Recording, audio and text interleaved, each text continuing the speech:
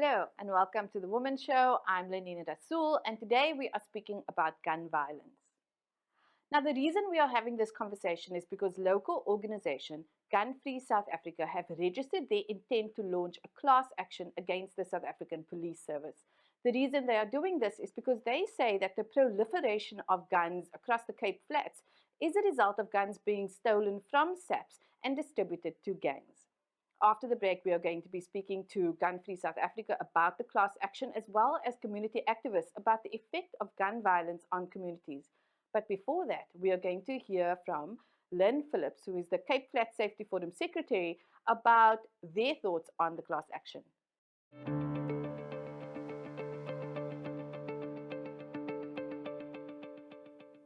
As a Cape Flats Safety Forum, we welcome what Gun Free South Africa is doing, because these families has gone through extreme trauma and still not over the trauma, and we as Cape Flats Safety Forum are in the process of assisting with counseling for these families. For 3 months, since October to December, we had 40 murders in Mitchell's Plain, specifically through gun violence.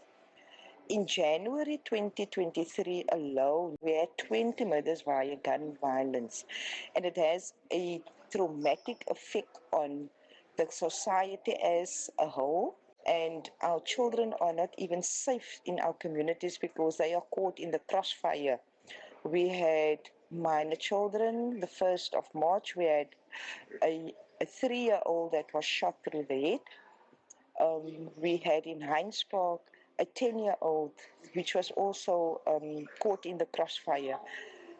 And what we are saying, because of the effect of guns being stolen from SAPS and are being used on the Cape Flats to kill our kids. In Mitchell's Plain specifically, in 2017, we had 15 guns that were stolen by SAPS. One of those guns were retrieved in Manenberg. The 14, we are not aware where it is. We want to know if SAPS has already investigated this case, and if the guns was retrieved, how many guns was retrieved, and we would like to know the ballistics of those guns that has been retrieved and how many people were fatally shot with those guns. And if those alleged suspects has been caught, and if the matter is on the court roll. And it's similarly into Bellville South, where 18 guns were stolen, and up till now we don't know if those guns has been retrieved. So as the Cape Flats Safety Forum, we will be making a noise on this issue, because up till now there was no response from SAPS or in the media stating that guns has been retrieved and they are busy with the investigation. We want to know how far is the investigation pertaining to those guns. Our intention is to have a silent protest in front of SAPS Mitchell's Plain, and we're requesting similar protest actions in other communities like Hanover Park, where guns are prevalent, Lavendale, where gun violence is prevalent, in Manenberg, gun violence is prevalent, where we want to do a protest on the 21st. And what we are saying, as the Cape Flats Safety Forum, we're saying guns threaten the right to life, and we are really serious about this.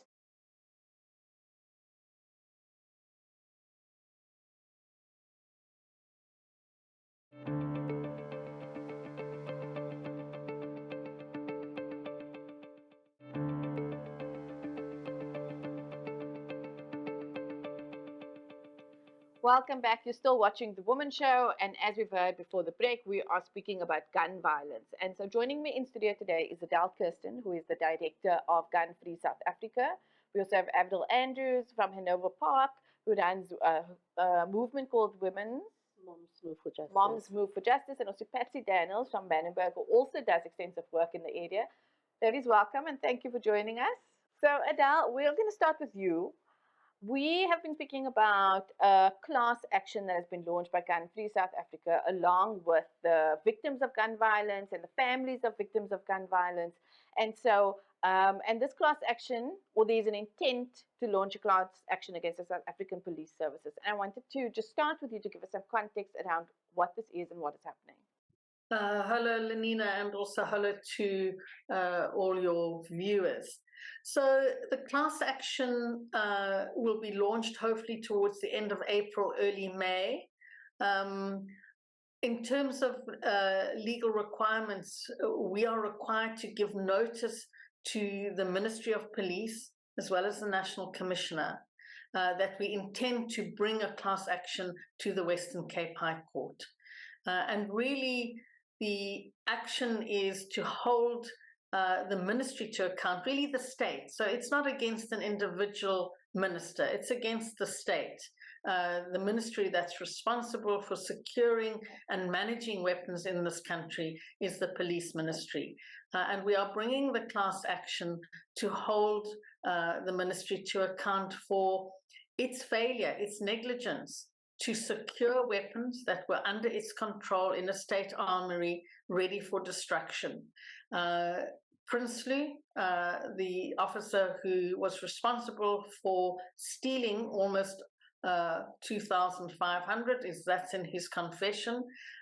He then moved these weapons down into the Western Cape, into criminal hands. It is very clear in terms of international agreements that our government has signed, as well as our own national gun law, that the state has a responsibility to secure its stockpiles of weapons. So the one aim of the action is to hold the state to account, and the second then is to ensure that families get some kind of compensation for the loss and damages suffered as a result of Prinsloo's corrupt actions. Thank you, Adele. I mean, that's a great introduction. I wanted to come in and also ask for there could be people, we know that gangsterism is so huge. Let me start there. It's prolific. I think in one of the articles that you spoke about, you called it a virus of gun violence that is spreading across the Cape Flats. And so we know that, and gun violence is often associated with gangsterism and the gangsters or other people, criminals, who are holding those guns. And so what is interesting about this case is that we are looking at holding the South African Police Services or the ministry or the state accountable for a process that occurred before those guns got into the hands of the gangsters. And so I was wondering, to start us off also to give us some context around, how do we make that connection between the guns that have been used in these crimes and SAPS? Oh, I mean, we have strong evidence to show this link, and we are confident that we will be successful in having our class action certified. I can't go into too much detail, but the publicly available evidence shows two things. One is through research done by the Medical Research Council, that in the period, and we only know this retrospectively, but in the period that Prinsloo is moving these guns onto and into Cape Flats communities in the Western Cape, you begin to see a very significant increase in gun-related deaths and injuries in the Western Cape. So that information is in the public domain. And then what we also have, and which is also in the public domain, is the court papers of Beery and Jacobs in their Labour Court case in 2017, where there's forensic evidence which links a Prinsloo gun to an injury, attempted murder, or a murder. So there's a direct link between a Prinsloo gun and one of the families, and those are the families that have been identified and approached to join the class. So there are, and one of the reasons is we know, again, this is out in the public domain, is that Prinsloo had a way of professionally cleaning that's the term used, these weapons. And so they were all cleaned in a similar way. So in a sense, the Prinsloo guns have what we would call clear markers, which says this is a Prinsloo gun. And obviously there's a lot more detail and a lot more evidence on that, which we will share or begin to share when we launch publicly. And that will then include some of the families, it will include our legal team, which hopefully end of April, early May. And I guess the key thing is what has happened to all those guns that were not recovered through Project NP that are still circulating. They are continuing to kill, to maim, to injure. And so we don't have to wait for the class action. There's something SAPS can do right now. They need to go after these guns. And it's not just those Prinsloo guns, it's any gun that's used in criminal activity. You know, the guns that have been used in the mass shootings in the last couple of weeks, the guns that were used to kill the two, the two celebrities 2 or 3 weeks back. So that's something SAPS can do right now. We don't have to wait for class action. Thank you, Adele. And exactly what you're saying, it's making so much sense. Before I speak to Avril and Patsy about, the effect of gun violence on communities, I also wanted to ask you, because we've had interviews before. I attended, many years ago, some of Gun Free SA's workshops. And I remember specifically, it was difficult for me to make a difference between, I'm just going to say this very broadly, sort of knife violence versus gun violence, or gun violence in comparison to all other types of violence, because gangs are violent in nature. It doesn't mean if we remove guns, that there will be no deaths and no violence. But Gun Free SA, I remember, made it such an interesting point that helped bring it home to me about the greater impact of gun violence. And I think when we look at some of the statistics around children that were shot, or children and people that were shot by mistake, in these shootings. And I was wondering if you could just give us some of that context also, and just some of the statistics around the shootings and around the effect of gun violence that we've seen over the last few years. Lenina, just to remind all of us that 34 people are shot and killed every single day in this country. And it is mainly young men. But, gun violence happens in our homes. We know about protection orders being issued, SAPS failing to remove the gun, and the woman is either injured or killed. So and that's often a legal gun. Gun violence takes on very different patterns across the country. So it's not only through gang-related activity, it's through regular crime, it's through intimate femicide. So to again, a reminder that gun violence permeates our society in very different ways depending on where you live. And what it looks like. What we know, and this is global data as well as South African data, is that guns are much more lethal than any other weapon. And of course, we know that guns are the leading cause of murder in this country. And so that's why Gun Free South Africa focuses on the gun as the weapon.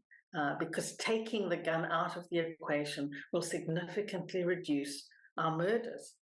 It's not going to take away the violence. We know that one of the contributing factors is about young men and how young men think about themselves, their identity as young men, and often that includes being in possession of a gun, using it to threaten, to intimidate, etc. That has to shift. But those are long-term interventions, and we do both. But the most effective, and in a way the quickest intervention, is to reduce gun availability. And we can do that through SAPS recovering those guns, and we can do it through strengthening the gun law so that we have less guns. But some of our families there were young girls as young as 3, 4 who were shot and injured, some shot and killed. So in a way, although the majority of people who are killed in this country with guns are young men, none of us is immune to gun violence. All of us are affected by gun violence. And I'm really happy to be in the same room with Avril, because Avril knows that better than most of us. She knows what it's like to live with the consequences of this single moment that shatters the family and takes away a loved one. But she can talk more about that, and that's the real issue. It's about what it's doing to our communities, what it's doing to our families, and something has to change. And it's people like Avril that are going to help make this change. Thank you, Adele. And I'm so glad you brought up sort of how gun violence takes on different patterns across the country and in different situations. I remember also one of the things that I learned from Gun Free SA is the amount of damage that a gunshot does. So you're more likely to get murdered. You can shoot, like, as opposed to a knife. And these are just things, like, early things that really struck me, that stayed with me, is that, for a knife wound, for instance, you have to get really close to someone, but you can murder someone from afar with a gun. You don't even need to be, like, up close and personal. And then also looking at survivors of gun violence and the amount of damage that is done there. And we can think about the cost that is also to the family and the state and so forth in terms of health, but also in terms of, all types of resources. Avril, Adele mentioned that you know this firsthand. Your son was murdered through gun violence. Can you tell us a little bit about how gun violence has impacted yourself and your family? Yeah, thanks for having me, Lenina. In 2015, my son was gunned down in the area that we live in. But I think what struck me right after that is when I saw my family, when I saw the brokenness, when I saw how broken this men are and what can happen after this. And it's there where I realized that I have to get myself sorted out so that I can be there for them. You know, at that moment they didn't want to hear about counseling. They didn't want to hear. They were just angry. And the concern that I had is, what if they do something in this anger? You know, that was my biggest concern. So after really looking after myself and, getting the help that I needed, I had to be there for them. And, but also going through that, I touched a bit on that when we spoke earlier, when I said what I personally went through, wanting to apply for a firearm and to protect my family without my husband knowing. And in the meantime, my husband did the same without me knowing, all that emotions, everything that we were going through to keep our family safe. And afterwards, when I went to one of my mentors and he said, "But Avril, you can get killed for your gun as well." It's there where I made that shift and said, that is not going to be the solution, to get a fire. And after I've spoken to my husband, of course, and then he said, "But I went through it and there was a firearm in the house, you know." So I think the effect that it had on a family that made me do what I do today, because I saw how broken the men are in my family, the kids, and everybody had to go through that process of losing a loved one. And now I became very passionate about, reaching out to other families to assist them, because I know the effect that it has. And also not emotionally and physically, also financially. Because at that a point, my husband is a tour guide and he didn't even want to work, because he wanted to be at court, to get justice for our son. That's the least that we could do. And also our business went down. So it's not just emotionally, physically, it's also financially that breaks the family. when a family has been affected with gun violence. Patsy, I want to ask you, thank you, Avril, appreciating that. And Patsy, I want to ask you also, you work in the community of Menenberg, and what are the different ways that gun violence shows up in the community? I think in people's behavior. And I'm thinking, from my perspective, we had an interview once before where a young woman was talking about how, depending on where the gun violence is happening, how that controls your movement. So it restricts your movement within that area. When we think about the children being killed, I often wonder about the worry that mothers have when they have to send their children to school in the morning, not knowing what's going to happen, or coming home in the afternoon. How does some of that show up? Thank you, Lenina. Thank you, viewers. I think for me, it's not just that. I think if you look at gun violence in Menenberg, it has changed over time, in terms of territory, in terms of the gang situating themselves. But the one thing that is very evident at the present moment is what we call the floor crossing of the shooters. So we have that, I call it a mengelmoes of, a very confused kind of system that is being created, by the gang culture. Because that's the other thing, it's a gang culture for us at the present moment. And so movement is very difficult at present because you need to really first establish you hear about the shooting, we first need to establish, which side, so that you can determine now, is it between particular two gangs or is it between whoever? For example, now with the gang violence, it, started in December, was like, between a multitude of gangs, and the word was that some, like 5 gangs, was trying to get one gang out of the way, so they actually ganged up against the gang. So you can see, how the culture has changed. It's not, just between two gangs anymore. And also, the gang violence flare up for silly stuff like maybe, over a girlfriend, over a cigarette, because the person has access to a gun. That's where the power is exerted. I can sort out the issue with a cigarette, for example, with a person, but now I want to exert power because I have a gun. And I think, the challenges with, the guns floating in the area is it's huge for us, especially, Menenberg. It's being labeled, as way back, in terms of when I remember, in the early 2000s was a time when gang violence was like 2 years on end, and you couldn't really move around. And it's changed over the years because we took control, at some point, to sit down with the leaders, with SAPS, with whoever was, showing themselves to have an interest. And that actually brought the gang violent activities down majorly. That has changed, however, when, a big gang fight broke out in 2013. I remember I was not here, I was in Germany at the time. So when I came back, I came into a situation where it looked like June 76, ties that we, because I really didn't want to believe the people, what was happening in Menenberg, to the point where, there was no activity happening for almost over a week. Ties were burned in the streets, and, it was almost like civil society against the gangs and the gangs against themselves. And so through that also, that we saw that, the culture, it's changing as we move along. So I think for us, it's, how do we really, and I'm glad, thank you, what's up?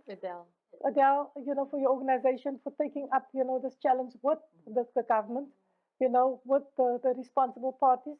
Because I think for us, we are complaining about, this. We're sitting, for example, now with the local SAPS with us. Betsy, before we go into another example, we have to take a quick break. Okay. But we'll be back with more after this. Thank you.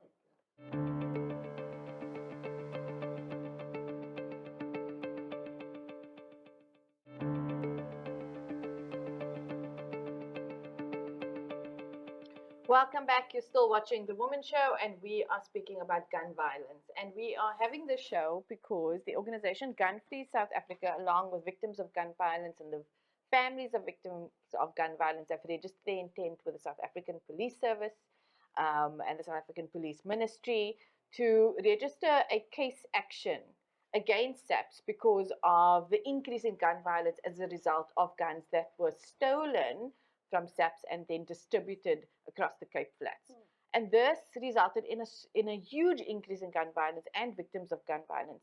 And with us still is Adele Kirsten, who's the director of Gun Free South Africa. We've got Avril Andrews, who runs Moms Move for Justice in Hanover Park, and Patsy Daniels, who works in Manenberg, who works and lives in Manenberg, doing a lot of advocacy and activist work there.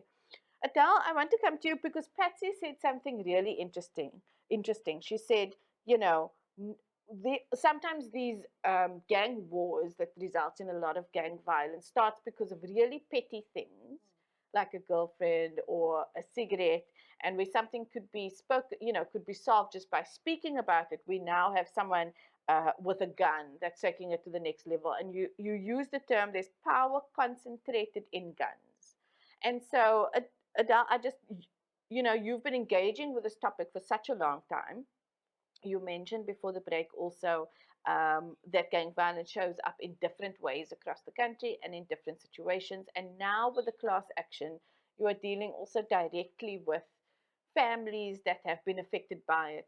I wanted to ask you just like, what are some of the ways from your perspective, and not necessarily for the class action, but over your work, that gun violence sort of shows up? I think I just want to get a sense of, and I want people to understand,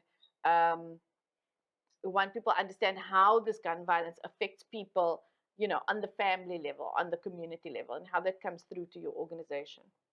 There are a number of ways in which it impacts families, and let's look at guns in the home. So often women will talk about that the weapon doesn't have to actually even be drawn. It's in the safe or it's in the cupboard, and it's used to threaten and intimidate. So you will read stories of women who are injured by the intimate partner with the gun or killed, that people will say that there were years in which the gun was used to threaten and intimidate, or shoot the dog, or shoot into the air. And again, that brings us back to both the meaning of guns, but the real power of guns.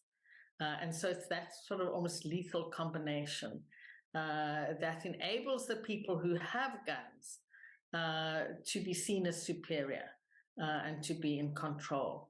And it's no mistake that across the world, 80% of guns are in the hands of men.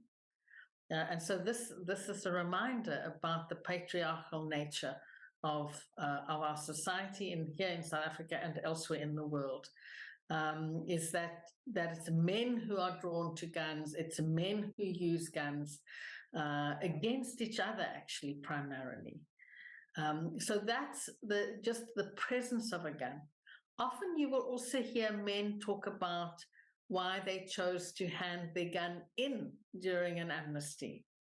And they'll often be young men or older men who have grandchildren in the house. But it's often young men. Is when I looked at my young children, I just thought, I can't be confident that I'm absolutely going to secure this weapon. I'm scared my child's going to find it and there's going to be an accident.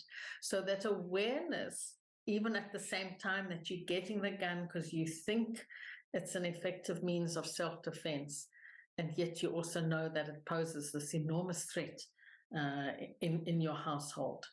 And then the other issue is the data on suicide shows that the availability of guns kind of increases the risk for someone who is suicidal to take their own life. And again, in all of these instances, it's, well, if we had different social relations, if people talked more to each other, this need not happen. And of course, our family circumstances, our community context, our societal context, all of that plays a role in whether one moves and engages in violence. But all the evidence shows, and particularly the World Health Organization has a very clear kind of position on this because of the global data that they're dealing with, is that the presence of a gun alters the outcome of any argument, altercation, etc. It makes a difference. So the weapon matters. It's not like, well, I could hurt you with, a knife or whatever. And that's often people who are opposed to stronger gun control use these facetious arguments. It's not the gun, it's the person behind the gun. It absolutely is the person behind the gun, which is why you need to regulate who can own the gun. But the presence of a weapon alters the outcome of what we could see as normal daily disputes. And that's the key issue for gun-free, is that you remove that gun from the equation, you alter the outcome, and often that can mean, and we've shown it in this country, is you save lives. The reduction in availability of guns, reducing access of guns makes for a much safer family, safer community, and safer society for all of us, not just for a small minority. Thank you, Adele. I mean, that was really powerful, actually, just to put it into context. And I think it echoes what, as we started and what Patsy was saying, is that sometimes very small disputes can escalate to great violence because there is a gun present. And, I wrote down here, guns as an enabler of greater violence. It doesn't mean not having the gun will stop the violence, but it means that things will escalate to a really, huge level. Avril, I want to ask you, because you were saying earlier, so your son was a victim of gun violence and he was murdered. And you said that, one of the effects of that was that you then considered getting a gun yourself for protection. And that it was so interesting.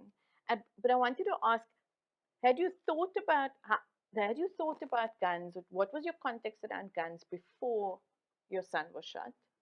And also then I'm assuming you didn't get one.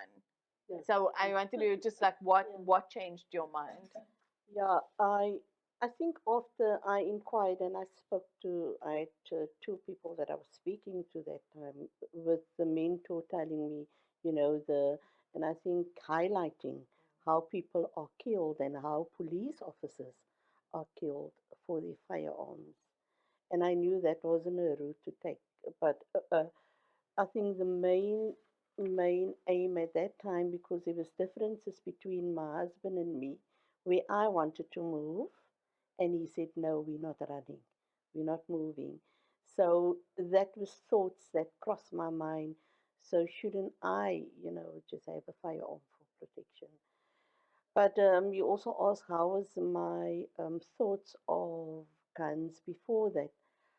I think, with living in Hanover Park, I didn't, and that was for me, I'm still thinking of it. I really didn't know that this problem was so huge. Only when I was affected and I inquired, where's the firearms coming from? Why is the fire? I wasn't aware that there's so much firearms in the community. It's like you switch yourself off where you hear shooting there, you hear, and but when that happened, the first thing that we did is we inquired how many young men were killed in a period of a year, and then we realized, but here is a huge problem, and it, especially that was the highlight. But here is a huge problem because some of those young men is men that I personally worked with, that I knew they weren't gangsters. Gangsters, they used substance, but they weren't gangsters. Because I was working with him at church, and then I realized, but here is a problem, and I started engaging with certain leaders, and then I realized, but this is a huge issue, and the authorities is taking it lightly. And personally, for me, I felt somebody must be held responsible for all these killings, you know. And I think there's a time that I shifted. At the beginning, I was angry at the gangsters first, But then I shifted and I was more angry at the authorities, government. But you know what is happening here in our community. You are aware of the firearms at Mr. Prinsloo and a Raven. And I remember that time when we started with the mom's move, we went to court. And you know, I could still control myself, but the mothers were like on the Raven, the other guy that was with Prinsloo. And I saw the anger and I saw the suffering that they had to go through, you know. So these we I also realized this is huge and somewhat, as I say, authorities must be held responsible for. Even now, every day, you know, I look at the chat. Somebody asked me the other day, how do you cope, you know, listening to all these killings daily and how you have to, what's the word, like, you know, you have to adjust yourself to all of this.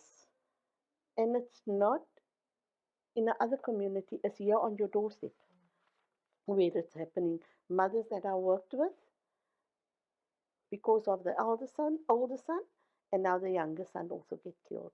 And as Patsy said, it's maybe for petty things, it's for power, it's for turf, you know, where things could have been spoken, uh, uh, um, um, sorted and talked about, but it's easy access of gun. It's like, I'll just wait till he cross and then I'll shoot him, Yeah. you know. Yeah. And that's a huge concern because it affects us so much. Even our children on school can't concentrate. Teachers are struggling. And what happens is even that escalates, the violence escalates because that teacher don't understand. And you can't blame the teacher. They don't understand what that kids just experienced last night. That children didn't get debriefing or anything for that. And I can see more and more how children is dropping out of the school just because of firearms in our community. I mean, and that is the knock-on effect that nobody speaks Yes, about. And, yes, you know, I want to totally. say, before I go to you, Patsy, you know, a few years ago when I was working for news, we actually went around to some of the different communities. I know Manenberg was one of them. And we had our news crew go to an activist house in Manenberg, and a shootout broke out in the street in front of the house of the person they were with while the news team was there. And so that was just, you know, an indication of how sort of normalized it is. And Avril, you know, when you were speaking about your perception of gun violence before you were directly affected, I think what brought home to me is how normalized the gun violence is. We hear about a shooting. It's not sort of shocking. It's bad, but it's not shocking because we almost accepted that it is there. And so thank you for that description in terms of like how that is brought home to us. And Patty, you work in the community, and I wanted to ask, you know, with regard to that normalization, you know, what does that look like in a community when a shooting occurs? Because we see on social media, and there's a lot of narrative around, you know, sharing the details of that or sharing pictures of that, but there's a strong narrative of um, how normalized these shootings are. And I will also say, you know, when I was doing a story once in Kensington, and I was speaking, and it was one of the streets where gun violence was really concentrated. And this woman told me the story about how when there is a shootout, we literally have men running between the houses. And so she one day, um, and she's an elderly woman, you know, she says this guy just runs. I think they were running away from the police, and he just runs into our house with this massive gun, sits down on a couch, and says, "Shh." And he's waiting for whoever to pass. And so it's really just coming into people's homes, and there's nothing you can really do about it, right? And so what does it look like on the ground? Yeah.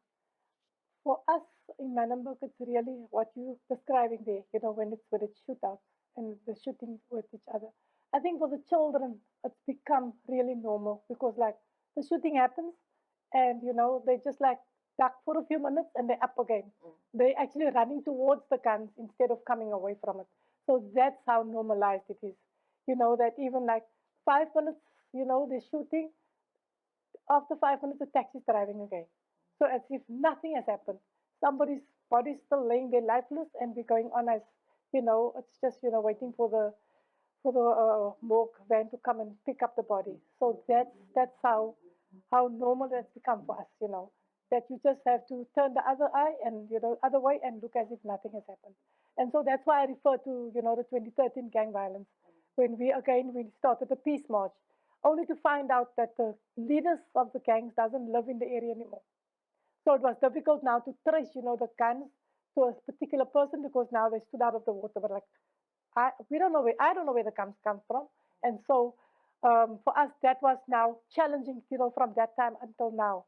And so for us, we've decided now, since the December shooting, that we're taking matters into our own hands as a community. We've had enough of going to the police, because every time there's no plan. CPF doesn't know what their role is, in terms of helping the community, in terms of with SAPS. So we've started now with a safety plan, and we've had meetings since December, just to look at how can we combat this. We've had meetings with SAPS as well, because even up until now they will reassure us they got some weapons, but we know we can hear the sounds. And Gun-Free South Africa, Adele, I can tell you, there's guns that you can hear. These guns has been a long time around, because you can hear it hasn't been serviced. Then you have guns that's recent. You have even army guns in our community. I remember one day, I think it was in last year, when one youngster came past my house, because it's almost like he wanted to speak to somebody about what happened the Friday evening. Where I live, fortunately for me, I can mostly hear. I don't live in the area. I live on the outskirts, but I work in the area. And so he came past my house, said, "Auntie, you know those guns that they use in the movies, with the bullets hanging down? I saw that last night, and they were going da da da da da da da da da." So it's a variety of weapons that is still floating in the community. And I think for us, if we can get, SAPS can do something now. It's not that they have to wait for any outcomes of anything that needs to happen, because we sit with that scourge within our community.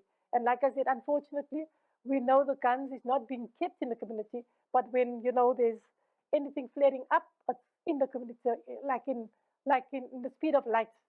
In the speed of light, then you will hear the shooting going on. Sorry, the other thing that's also surfaced is that the guns actually is moving from community to community. That's the other thing that we have learned also now in the process. The guns, because there's different members of gangs in other areas, so the guns is being on loan. And even gangs, one of the gang fights of December, we found out that actually the one gang was actually borrowing a gun to another gang member from an opposing gang. So that's also the dealings and the business that's going on. But also happy to say that we actually had a meeting on Saturday with our, starting, to look at mediation for ourselves. So we started the process. We said lots of things that's going wrong. Where to from here? So we started with the process where some of these ex-gang members that has businesses now. I don't know if you've heard in the news now with the contractors. There's contracts developments in Manamuk happening, and so some of these gang leaders that have now, stepped aside from their gang activities, starting businesses, but also not given the opportunity. So it was actually very eye-opening and enlightening, because when you're on the outside, you just say we don't want to sit with a gang member, we don't want to have anything to do with him. But to also find out, they also, some of them want to, change their lives around. So how do we, bring them to the party? So I think for us is to look at that as well. We're looking at one person also working with us in the community. Her son was shot now a few weeks ago on a Monday evening, where the police brutality happened there again, where they, started to come in and just started to beat up people, locked up one person that was innocent, not even part of the thing, and wanted to blame him now for the crime.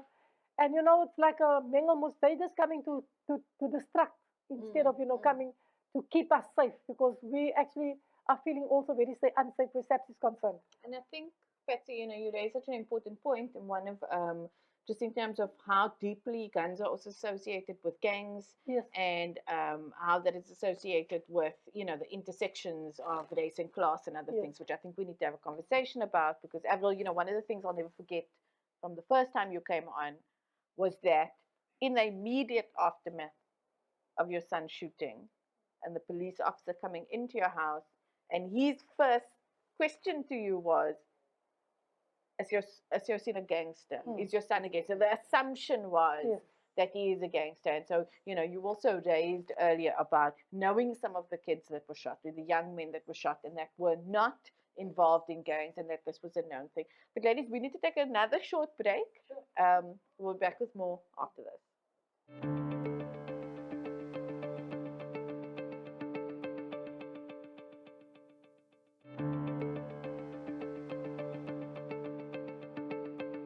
Welcome back. You're still watching The Womxn Show, and we have been speaking about gun violence, and specifically speaking about the organization Gun Free South Africa, which has registered their intent to launch a class action against the South African police services about the stealing and spreading of guns across the Cape Flats. And, with us in studio still is Adele Kirsten, who is the director of Gun Free South Africa. We've got Avril Andrews, who is an activist in Hanover Park, and Patsy Daniels, who is also an activist in Hanover Park. And Adele, we've spoken about so much. I just wanted to come in and make the point here that, Gun Free South Africa has been involved also advocating for policy change around access to firearms, around the Firearms Act, and also been active in the amnesty movement, which was an invitation for people to submit both illegal and legal guns, people who, recognize danger in owning a gun and could basically go to SAPS and, give their gun to them without fear of prosecution or any consequences. But I wanted to highlight, part of what's coming out of this intent or this class action is that a lot of the guns were stolen as a result of that amnesty process. And so, what needs to happen? Obviously, you are launching a class action, one, to hold SAPS accountable, two, to provide compensation for victims. But, beyond accountability, what needs to change for us to impact this situation? The entire firearms control regime needs to change in South Africa. So there are different bits to it. So, for example, there's the Central Firearms Register, which is where the licensing regime happens. There are things around the state having to account for their weapons and to report quarterly to Parliament. So those are the kinds of changes we would like to see. Firearms amnesties are a really important tool that is available for governments to reduce the circulation of guns. It's recognized again globally. It's part of the global agreements that this is something you do. And once you've recovered the weapons, you have to move fast to destruction, because it's really in that moment when weapons have been earmarked for destruction and they're waiting to be destroyed. That's a very vulnerable moment in the whole kind of chain of control, and we've seen that in our own country. That's exactly when they moved back into criminal hands. Amnesties requires a degree of trust between citizens and the state, that the police are going to secure that gun and push it through to destruction, and they don't. We have to change the way we manage our weapons. We see the class action as a positive thing for SAPS. It's not just about holding to account. It's also providing an opportunity for some really hard, long discussions about how do we improve this, how do we make it better, and how do we make sure that this does not happen again. Thank you so much, Adele. I mean, that's great. And I'm hoping that, everyone can be able to shift and to see this as not just, like you said, holding them accountable, but also an opportunity. We have literally 2 minutes left. Avril and Patsy, I'm sorry to make it so short, but I just wanted to ask you if you have any message for those who are out there living with gun violence, who have been affected by gun violence, just like quick 1 or 2 sentences. Okay. I think for myself, I would like to encourage those who's been affected with gun violence to seek help, to seek assistance, to get help, because the experience that I had, breaking up of families and breaking up of communities, but how important it is to seek for help. Yeah, I also want to thank Gun Free South Africa for doing the work that they are doing. Thank you. Patsy? From my side, I would say that SAPS should start doing the work, especially if we look in our community and that our community that, meet with them regularly, and also, taking actually the action in terms of, trying to highlight, and I think it's becoming, when you become a victim, you become and actually a target. And so for us is, in terms, and also what, when you highlight, about guns or whatever weapons in the area. So I think for us is that SAPS should fast track, their involvement in all of this. Because I think if they also do their work, as the way they're supposed to do it, we will work towards, getting our areas not entirely gun free, but at least, to minimize, the force of gun within our areas. Thank you so much, Patsy. I also want to just come back and go quickly back to what Patsy was saying about, the power of community and coming together and engaging with SAPS and engaging with your community policing forum, and even engaging with sort of the gangs, just taking positive collective action as a community to be able to positively impact this fight. And so I want to thank you, all three of you. Thank you so much for joining us and having this wonderful conversation. I want to say thank you to the audience also for being here with us. That's all we have for today. Thank you for joining us. Goodbye.